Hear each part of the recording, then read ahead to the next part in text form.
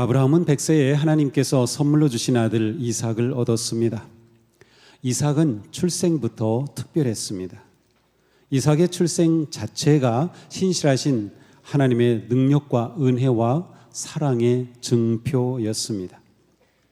이렇게 특별한 선물로 세상에 태어난 이삭이라면 그의 성장과 믿음 또한 특별할 것 같습니다. 그런데 히브리서는 의외로 이삭에 관해서 아주 한 구절로 짧게 말씀합니다. 믿음으로 이삭은 또한 장래 일을 놓고 야곱과 에서를 축복해 주었습니다. 이삭의 믿음을 보여주는 그 어떤 특별한 사건이나 업적이나 역사를 전혀 언급하지 않습니다. 단지 그가 죽기 전에 쌍둥이 아들들을 축복하였다는 것, 그것이 전부입니다. 하지만 이러한 이삭이 되기까지의 그의 삶은 우리에게 많은 것을 가르쳐 줍니다. 그래서 우리는 창세기로 돌아가서 이삭의 믿음을 살펴보려고 합니다. 이삭이 성장하면서 그에게 있었던 가장 중요한 사건은 무엇이었을까요? 가만히 있는 거. 네, 지난주에 우리가 보았던 그 사건이죠. 하나님께서 아브라함에게 이삭을 번제물로 드리라고 하였던 그 사건일 것입니다. 아브라함과 이삭이 모리아 산으로 갈 때 이삭은 아버지께 물었죠. 불과 장작은 여기 있습니다마는 번제로 바칠 어린 양은 어디 있습니까?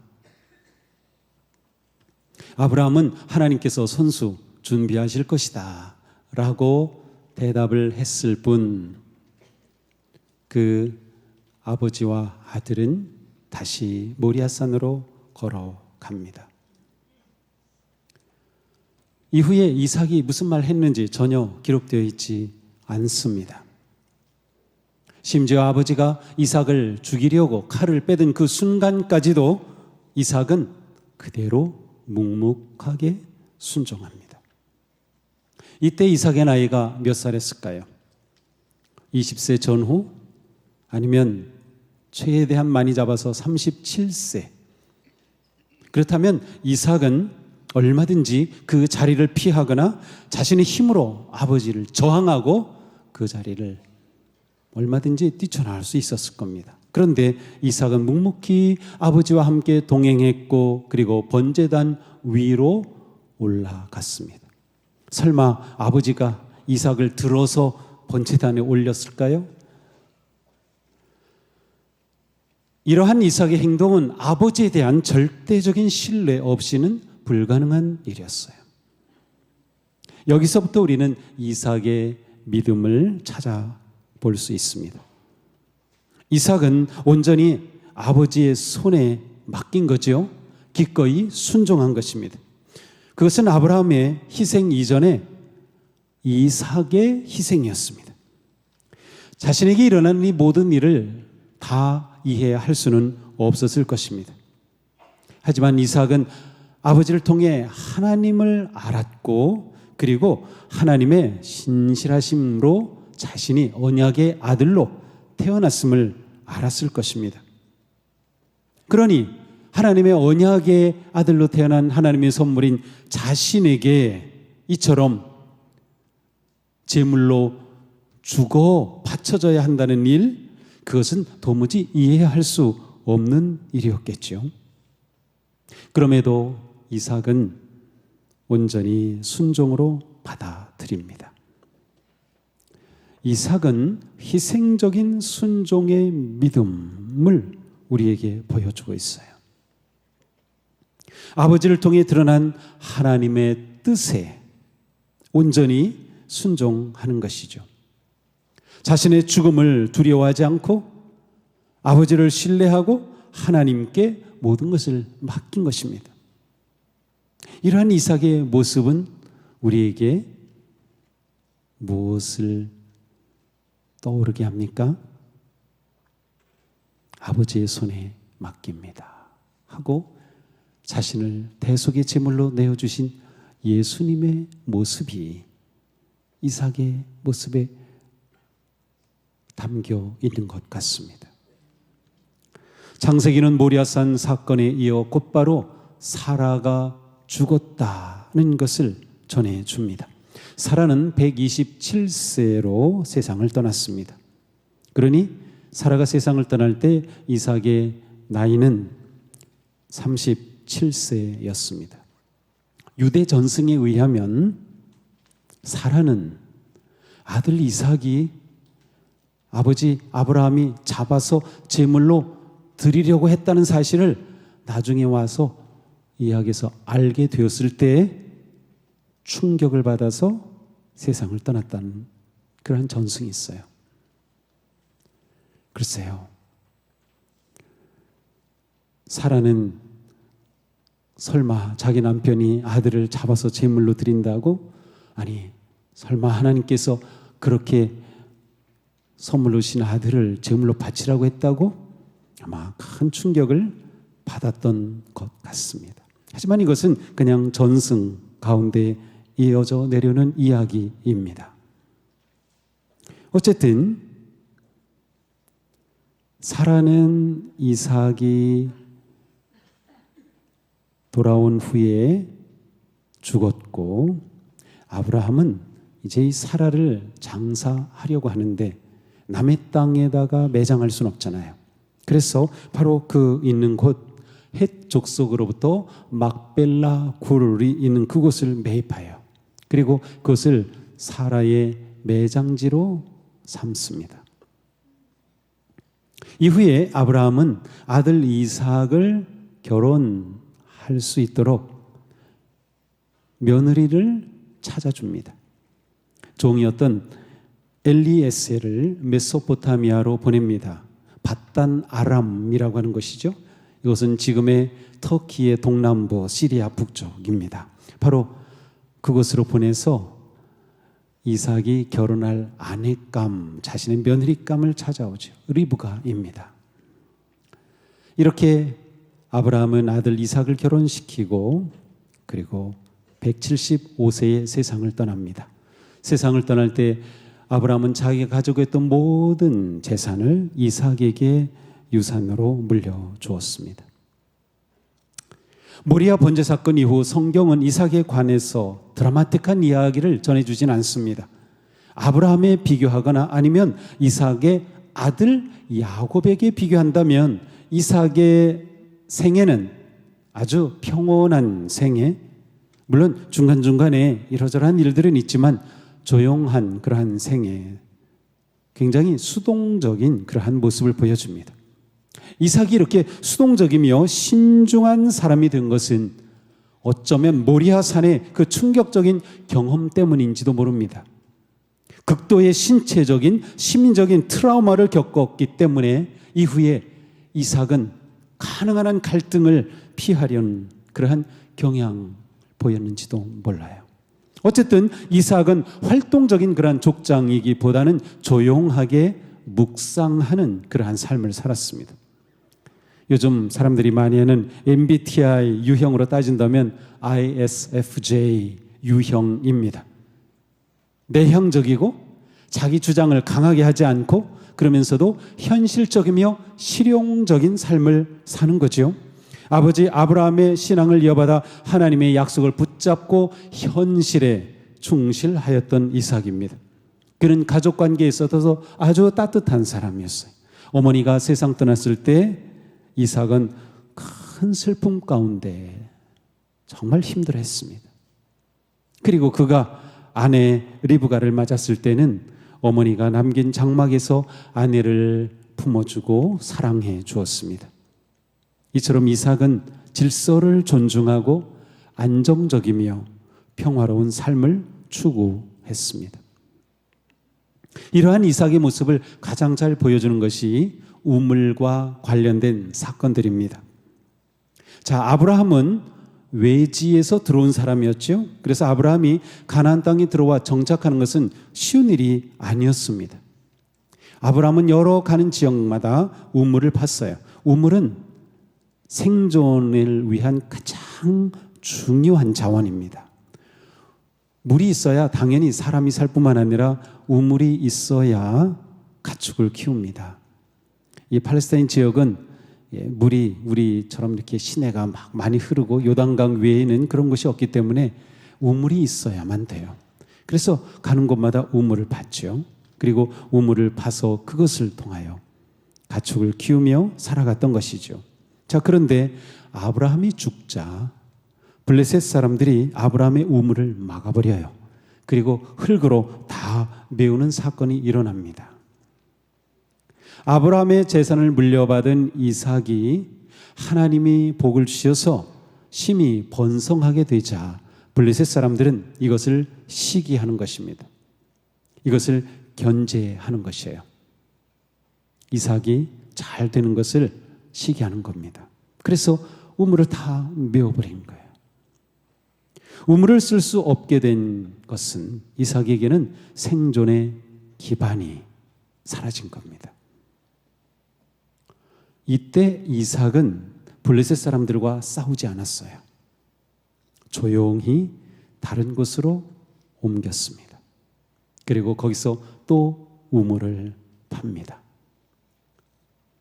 이번에 우물을 판 곳은 그랄 지방인데 이곳에서 우물을 팠는데 정말 물이 터졌어요. 아무데나 판다고 다 나오는 게 아니죠. 이 당시에는 그냥 파서 나오면은 정말 좋은 거고 물이 안 나올 경우도 많이 있었겠죠.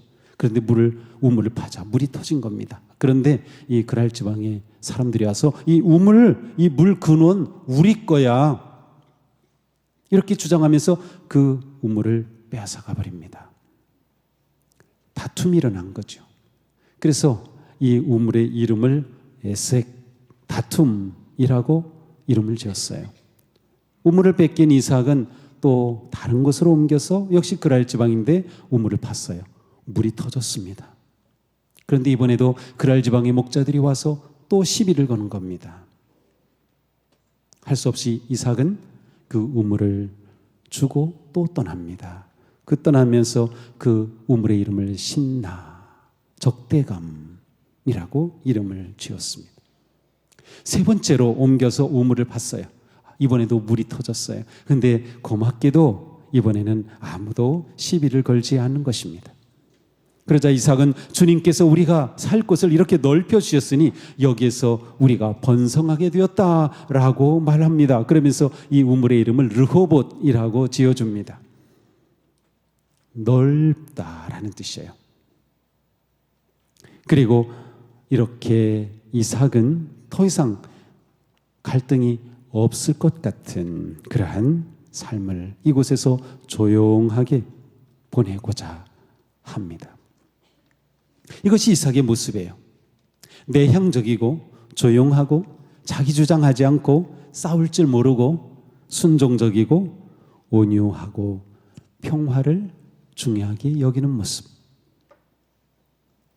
세 번째 우물 르호봇을 판 이후에 이삭은 브엘세바로 갔어요. 그런데 그날 밤에 하나님께서 이삭에게 나타나신 거예요. 그리고 이렇게 말씀하십니다. 나는 너의 아버지 아브라함을 보살펴준 하나님이다. 내가 너와 함께 있으니 두려워하지 말아라. 내가 나의 종 아브라함을 보아서 너에게 복을 주고 너의 자손의 수를 불어나게 하겠다. 하나님께서 이 아브라함에게 주셨던 그 똑같은 복의 말씀을 이삭에게도 주신 거예요. 그러니 이삭이 얼마나 놀랍습니까? 그곳에 단을 쌓고 하나님께 예배 드립니다. 그리고 그곳에 장막을 칩니다. 종들이 우물을 파야죠. 장막을 쳤으니. 그런데 이번에도 우물을 파는데 물이 또 터진 겁니다.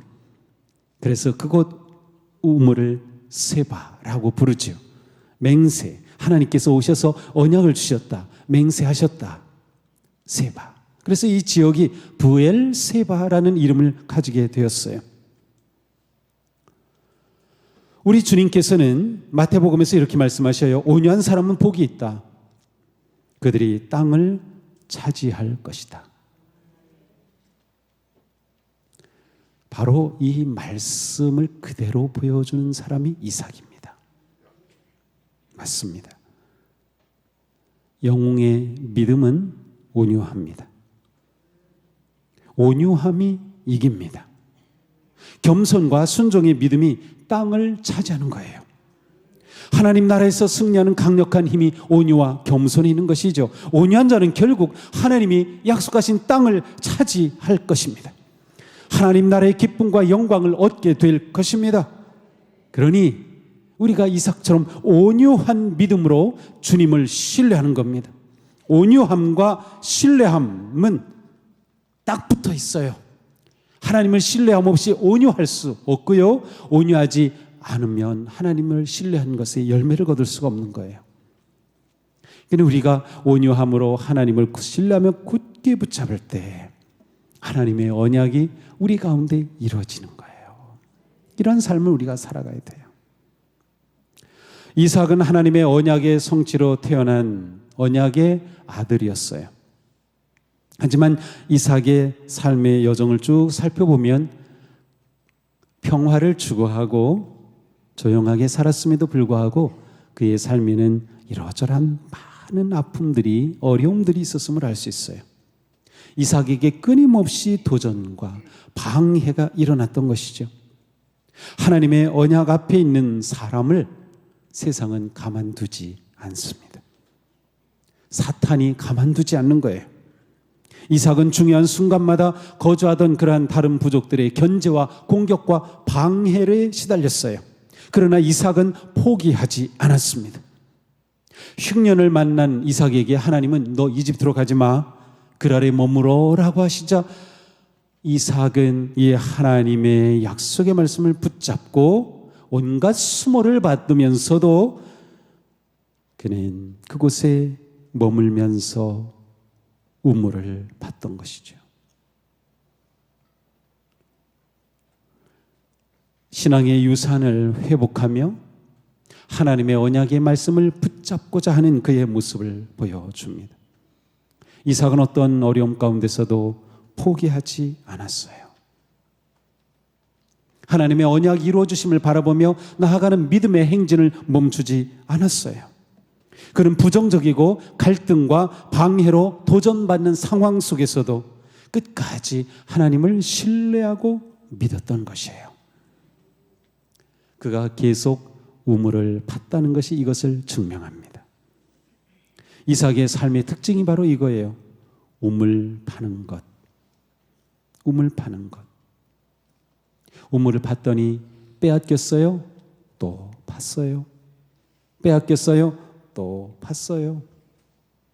절망하지 않고 또 우물을 팠습니다. 이것이 이삭의 믿음이었습니다.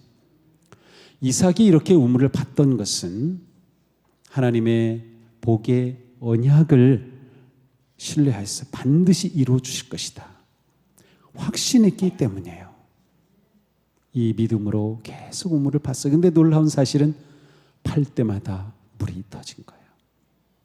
팔 때마다. 이러한 이삭을 주목하던 사람이 있었어요.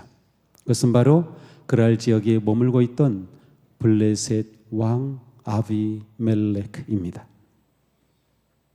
어느 날 이 아비멜렉이 자기 사령관, 군 사령관 비고를 데리고 이삭을 찾아온 겁니다.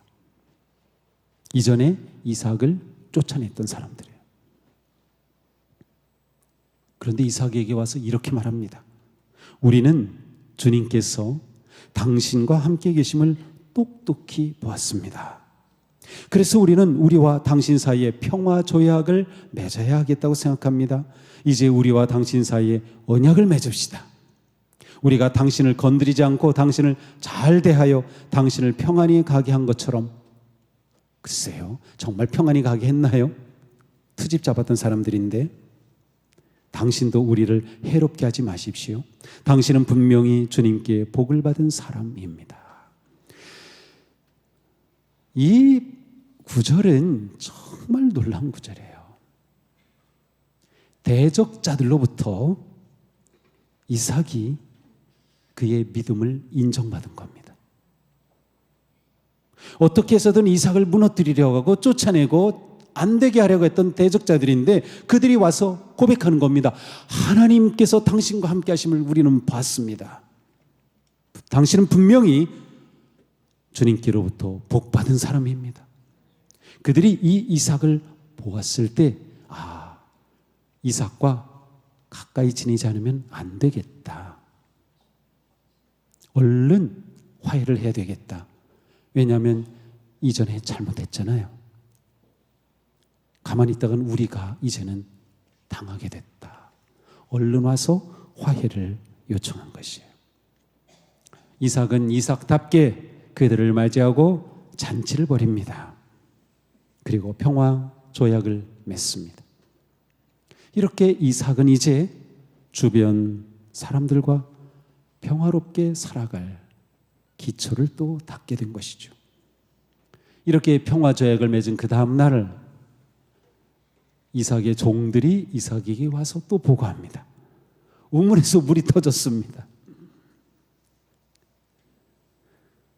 바로 이 우물이 세바였고 그래서 그것이 부엘세바가 된 것이에요. 자, 이것이 언약 백성의 모습입니다. 우리가 생명의 복음을 지닌 하나님의 자녀라면 우리의 믿음의 행진에 많은 위기와 도전과 역경이 있습니다. 세상은 우리를 위협합니다. 사탄은 우리를 공격합니다. 세상은 우리를 비웃습니다. 세상이 우리를 얕봅니다. 세상은 우리의 믿음의 여정을 방해합니다. 그러나 이삭처럼 온유하고 인내하며 하나님의 때를 기다릴 때 하나님은 반드시 우리의 길을 열어주십니다. 어떤 위기와 고난이 있어도 세상에서 빛과 소금 되기를 멈추지 마십시오.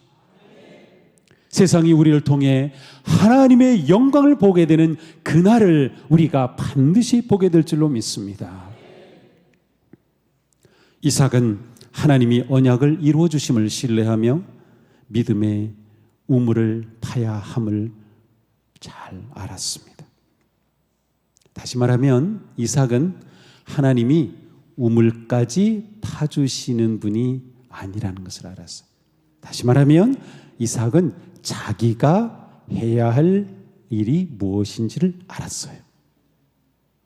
너무나도 중요해요. 우리가 신앙생활하면서 우리는 자칫 하나님 왜 우물을 안 파주세요? 하나님 왜 여기를 파야 물이 나온다고 말씀해 주지 않으세요? 라고 투정될 때가 있어요. 그런데 믿음의 삶은 그게 아니에요.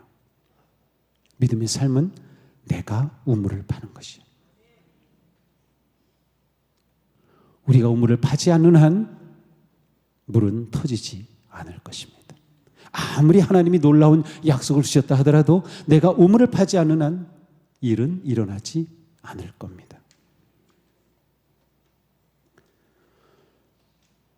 이삭은 하나님이 물을 터뜨려 주실 때까지 기다리지 않았어요. 자기 일을 한 것이죠. 이것이 바로 행동하는 믿음입니다. 성도는 믿음으로 하나님의 약속을 믿고 우물을 팝니다. 언약을 이루실 하나님을 신뢰하며 말씀에 순종합니다. 믿음으로 행동하는 성도는 하나님 나라의 꿈을 포기하지 않습니다. 사랑하는 성도 여러분, 하나님의 은혜와 복을 받기를 원하십니까? 우물을 파십시오. 씨앗을 뿌리십시오. 울며 씨를 뿌리는 자는 기쁨으로 거둘 때가 있을 것입니다. 하나님께 무엇을 구하고 있습니까? 부흥을 구합니까? 믿음의 성장을 구합니까? 가족의 구원입니까? 평화입니까? 기쁨입니까? 건강입니까? 번영입니까? 재물입니까? 기도만 하지 말고 믿음으로 우물을 파셔야 됩니다. 믿음으로 행동해야 됩니다. 우리가 믿음으로 행동할 때 우리 인생의 우물에 물이 터지는 역사가 있을 줄로 믿습니다. 우리가 걱정하고 고민하고 애쓰는 것 두려워하지 말고 하나님께서 주신 약속을 붙잡고 열심히 우물을 파셔야 합니다. 하나님께서 물을 터뜨려 주시도록 준비해야 되는 것이에요. 이삭의 삶에 많은 일이 있었지만 히브리서는 의외로 단 한 구절로만 표현했어요. 믿음으로 이삭은 장래일을 놓고 야곱과 이삭을 축복해 주었습니다. 히브리서는 이삭이 야곱과 이삭을 축복한 것을 아주 중요한 이삭의 믿음으로 기록하고 있습니다. 자, 이 장면을 보려면 우리는 창세기 27장으로 가보면 되는데, 창세기 27장은 이삭이 아주 나이가 많은 모습으로 시작합니다. 이삭이 늙어서 눈이 어두워 잘 볼 수 없게 된 어느 날 맏아들 에서를 불렀다. 이때 이삭의 나이는 137세로 추정됩니다. 그러니 눈이 잘 보이지 않는 것 당연하겠죠.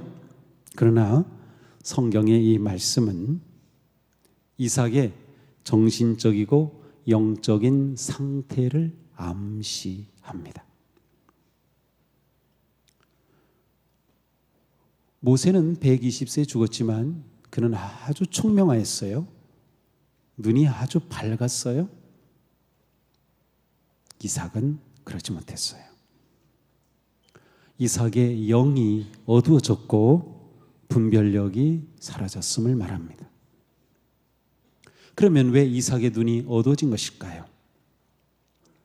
이삭은 40세에 결혼했는데 자녀가 없었어요. 20년 되어서 60세에 쌍둥이 아들을 얻게 됩니다. 그런데 쌍둥이가 문제였어요. 이 가정의 문제를 잘 보여주는 구절이 있죠. 이삭은 에서가 사냥해온 고기의 맛을 들이더니 에서를 사랑하였고 리브가는 야곱을 사랑하였다. 자, 이삭은 에서가 사냥해온 고기의 맛을 들이더니 에서를 사랑했다. 자, 이삭이 에서를 사랑한 이유가 뭐예요? 고기에 맛들여서. 반면에 리브가는 야곱을 사랑하였다. 자, 이삭과 리브가가 각각 쌍둥이를 놓고 편애하게 된 거예요. 그런데 이삭이 에서를 사랑하게 된 이유가 특별하죠.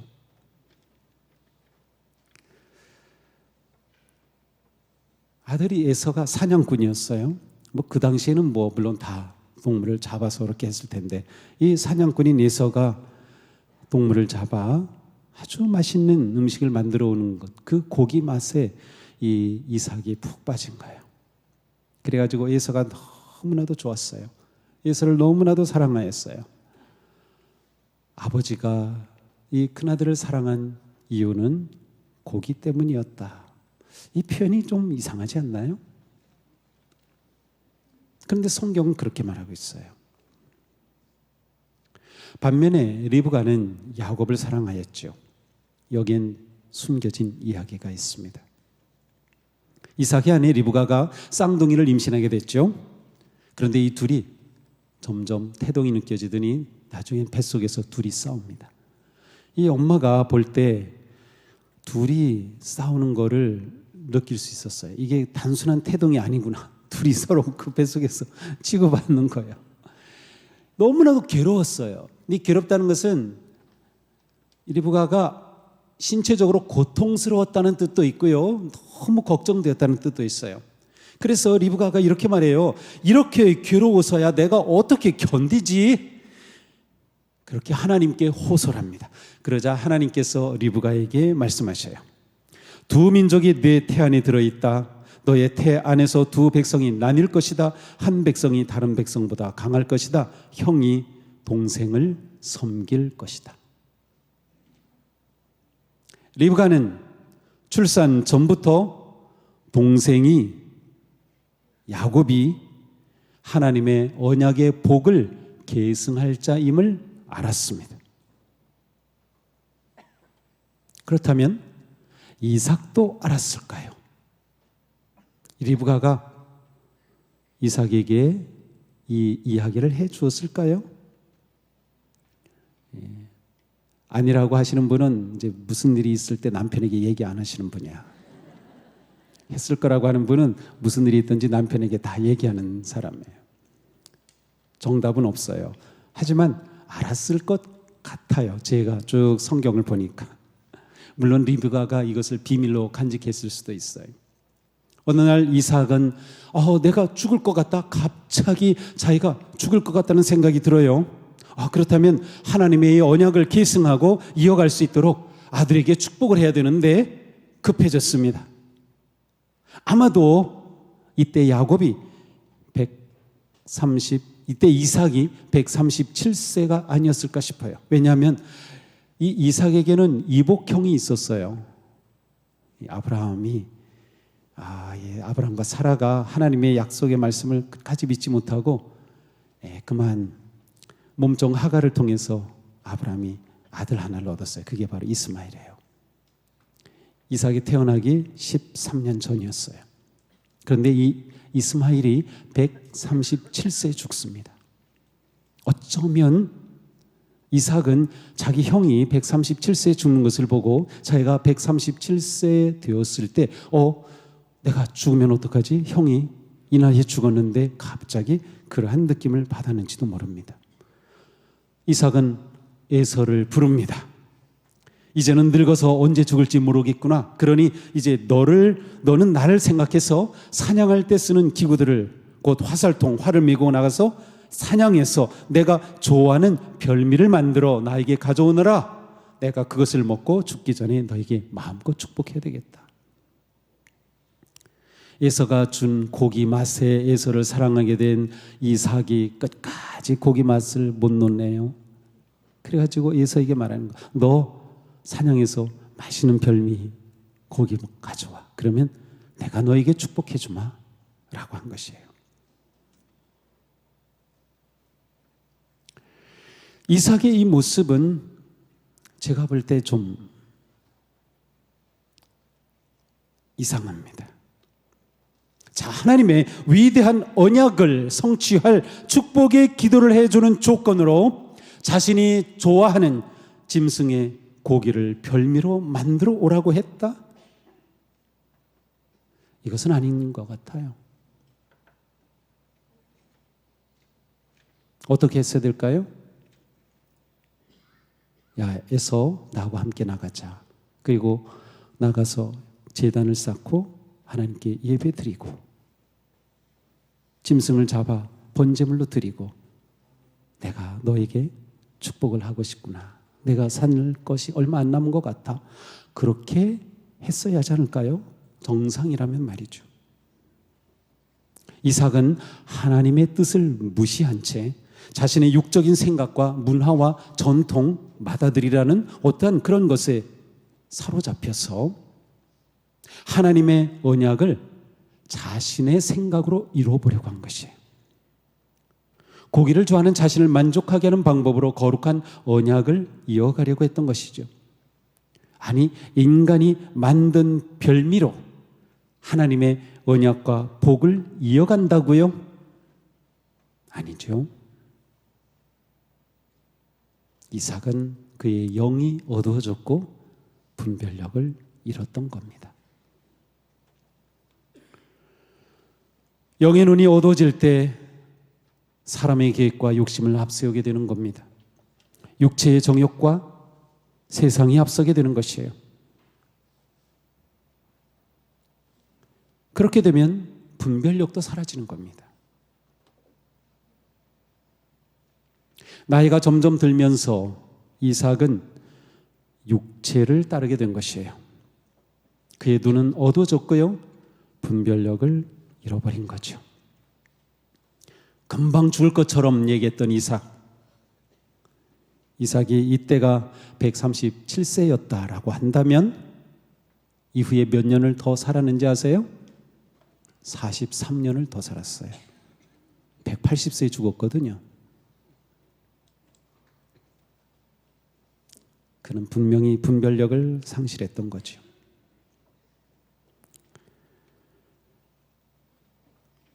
이렇게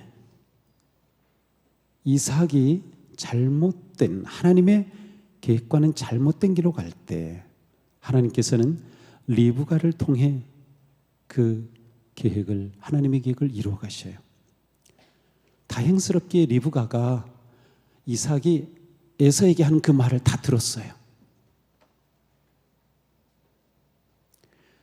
듣고 보니까 큰일이죠.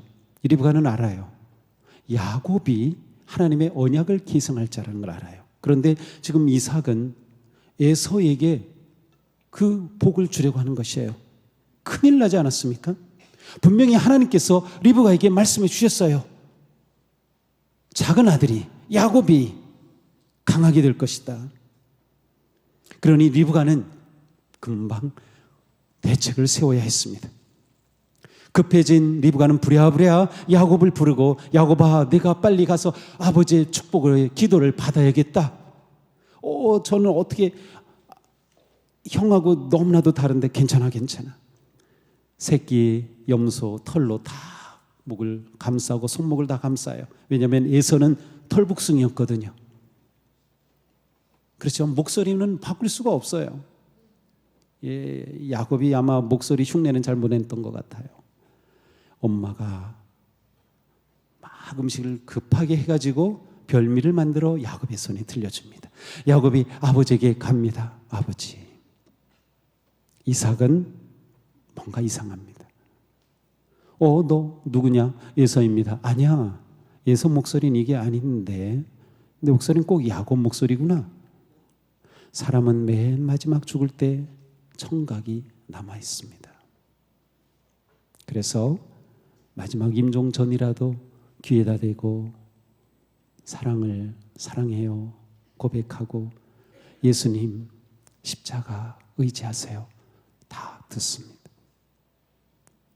이삭은 들어보니까 이게 아니에요. 그런데 에서라고 온 거죠. 그래, 이리 와 만져보자. 만져보니까 털이 있어요. 에서 같구나. 맛있게 먹고 축복의 기도를 해준 겁니다. 자, 리브가의 행동은 속임수로 복을 가로챈 것일까요? 아니면 하나님의 뜻을 거스르는 남편과 맞서서 하나님의 뜻을 이루기 위한 인간적인 결단이었을까요?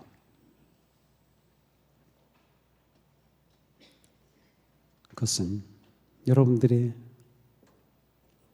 생각에 달려 있어요. 자, 이렇게 이삭은 에서가 아니라 야곱을 축복합니다. 이렇게 축복하고 났는데 에서가 늦게 동물을 잡아서 별미를 만들어 가지고 들어온 겁니다. 아버지, 저 왔어요. 너 누구냐? 에서입니다. 뭐 에서라고? 이삭은 깜짝 놀랐죠. 성경을 보면 그는 두려움에 벌벌 떨었습니다. 이삭이 벌벌 떨었어요. 왜 벌벌 떨었을까요? 성경에서 떤다 라고 하는 것은 경외함과 같은 의미입니다. 이삭이 딱 알게 된 것이죠. 내가 하나님의 뜻을 거절한 것이었구나. 내가 하나님의 뜻을 거절하고 내 욕심으로, 내 인간적인 생각으로 에서에게 언약의 복을 계승하려고 했던 것이구나. 다행스럽게도 이삭은 하나님의 그 섭리하심을 이 자리에서 되찾은 거예요. 내가 에서를 축복하는 것은 하나님의 뜻이 아니었지. 맞아.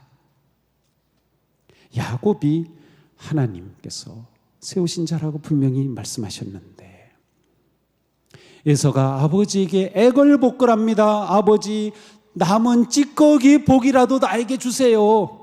그러나 이삭은 단호합니다. 이삭이 이렇게 단호했던 것은 그가 하나님의 마음을 알았기 때문이죠.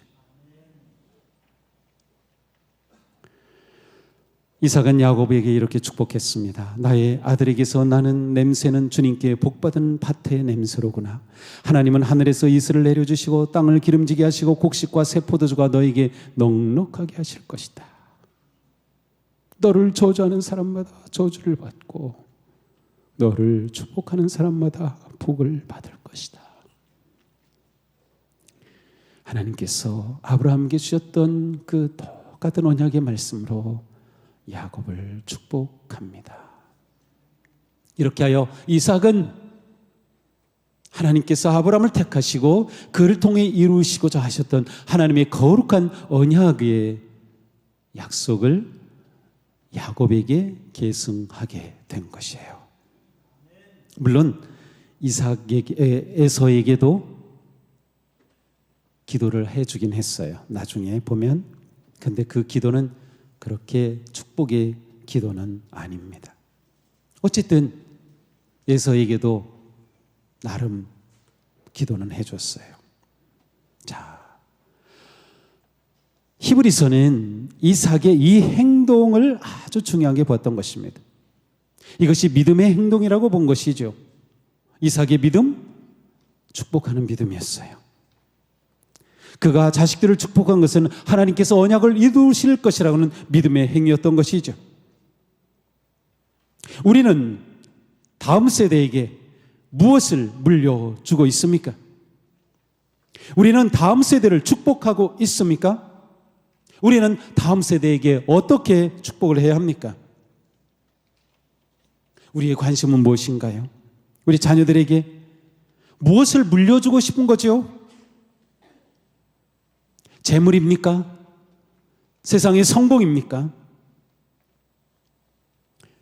우리 마음에 정말 자녀들에게 하나님의 언약과 하나님 주시는 그 복을 전해 줄 수 있어야 합니다. 너무나도 중요해요. 우리 교회가 이런 교회가 되어야 되는 것이에요. 다음 세대를 하나님의 언약으로 축복하고 세우는 교회가 되는 것입니다. 하나님의 뜻을 후손들에게 전하고 사랑과 섬김의 삶으로 본이 되는 우리가 되는 것이죠.